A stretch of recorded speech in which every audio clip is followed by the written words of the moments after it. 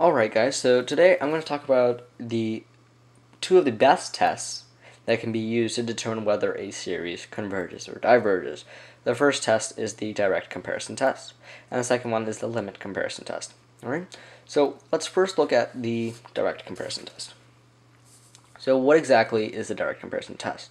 Well, the direct comparison test states that if I have this function or the series that's given to me, that's difficult to tell whether it converges or diverges, I can make up another series which is greater than this series for every single number, and if it's greater than that for every single number, and if that converges, the function or the series that I made up, then this series here converges as well. And it works in the opposite direction as well.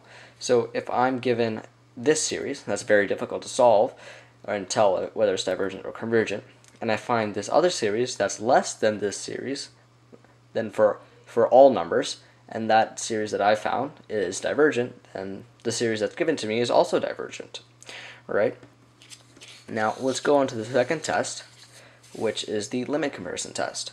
So what does the limit comparison test say? Well, the limit comparison test says that if it's too difficult for me to even use the direct comparison test, that it doesn't abide to all the conditions that I'm given, but I know that the series might be convergent, then I can just divide the series that I'm given and the series that I want to have and divide those two series and take the limit of that as it goes to infinity, and then this constant and the constant or the number, the value it's equal to, is greater than 0, then either both series converges or diverges, and we determine that using the series that I made up. Now the function or the constant that I'm given has to be greater than 0. If it's equal to 0, then it literally tells me nothing, and so the test becomes useless. Alright, so I want to go back to the the direct comparison test for a second. So why does this make sense, or why is it true? So let's look at a graph for a second. So if I find a function that's here, like this, and I find a different function that's greater than that function, and I know that the area here of the greater function converges, then the smaller function also has to converge. And so this is what that test says. And then the same thing applies here, that in that same graph, if I have this huge function and I have this small function, and if this small function diverges, then there's no need to find this big function because the big function also diverges. Alright, so let's now do two examples to solidify our understanding. So the first example that we're going to do is using the direct comparison test, and the second example that we're going to do, we'll use the limit comparison test. So both of these problems are rather difficult, so let's try and solve them using what knowledge we have, and then it becomes a lot easier afterwards. So our first function, or our first example, is the sum of n equals 1 to infinity of n plus 4 to the power of n over n plus 6 to the power of n. So we want to find a function that's greater than this value. If we find a function that's greater than this value and prove that converges, then this will converge as well. So let's see, what can we do? Well, what becomes apparent is that if we have something like 4 to the n over 6 to the n, that would be great, but we don't know if that would be greater than or less than this function. But we can do simple proofs, or not proofs, but rather simple ways to calculate that. So let's start out with this first part. We want to get rid of this n. So this n is less than 4 to the n, 4 to the power of n, right? So 4 to the n is greater than this value, this n value. So if this is true, then we can just replace that value. We can replace the n in this series with this value right here. So we can make that 4 to the n plus 4 to the n all over n plus 6 to the power of n. Alright, so that's cool. Now, something that we can do that's really tricky, or a little tricky here, is that 4 plus 4 is nothing but 2 times 4. 3 plus 3 is nothing but 2 times 3.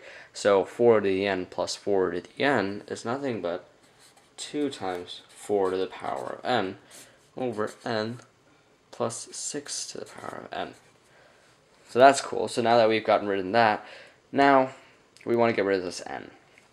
Now, what's a good way to get rid of this n? Well, we know that if the denominator of a fraction is big, then the whole fraction itself is small. So by getting rid of this n, we make this whole fraction bigger. So we can just straight up get rid of it. So we get 2 times the sum from n equals 1 to infinity from 4n all over 6 to the power of n. And this function is greater than this function. And we proved that through the steps that we did. Now, how do we prove that this converges? Well, we just use the geometric series test and say 4 to the 6th power of n, and that this value right here is less than 1, so thus this thing converges. This series converges. And you'd probably want to justify it by saying something on the lines of, since this converges here, then this will converge by the direct comparison test. So let's move on to the second problem, and this is stating that the sum from n equals 1 to infinity of 1 over n to the power of 1 plus 1 over n. So now we need to prove whether it converges or diverges. And so for this problem, we'll be using the limit comparison test. So let's see. The bottom seems a lot more complicated than it actually is. So let's just go ahead and split it up and make it 1 over n times n to the power of 1 over n. So that makes it a lot more easier to see. So what we can do now is we can try and cancel that this n here. So we would just have n to the power of 1 over n, and then we can use L'Hopital's rule and plug in the infinity and then get our value. So how do we cancel this n out? Well, first let's state our a sub n is equal to 1 over n times n to the power of 1 over n. And we'll make our b sub n just equal to 1 over n. Right? So if we divide these two functions, then, or these two series, then these two will cancel out. And so we'll just get 1 over n to the 1 over n to the power of 1 over n. And we take the limit of this as it goes to infinity.